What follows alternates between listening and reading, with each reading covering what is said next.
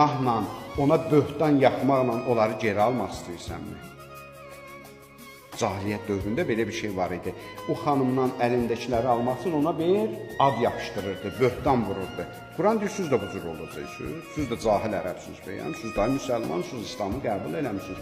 Bu günləri cəmiyyətdə rəvaj tapıb bu. Boşanırlar, dinlə ki, yola getmədik, ayrıldı. Mütləq nədir?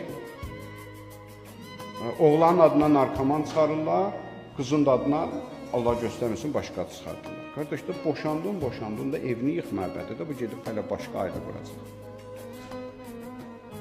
Ayrıldıq.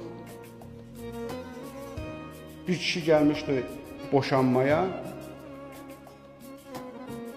Soruşdular ondan ki, niyə boşayırsan arvadı? Dedi ki, qardaş, bu mənim arvadımdır, mən onun ayıb nöqsanlarından heç kimə danışa bilmərəm. Sadəcə boşandıq.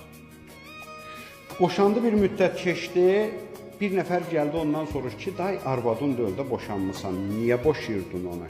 Dedi ki, qardaş, o bugün başqa kişinin arvadıdır, mən başqa kişinin arvadının barəsində söz danışa bilmərəm. Bax, biz bu kişilərin nəsliyik, bu kişilərin törəmələriyik. Boşandın, böhtan deməklə. Quran ardıca bilirsiniz nədir ayənin? Və keyfə təxuzunəhu və qad əzzə bə'zuhum ilə bə'zin. Deyir ki, necə alarsan ondan verdikləri? Bir halda ki, siz qarışmışdınız bir-birinizə.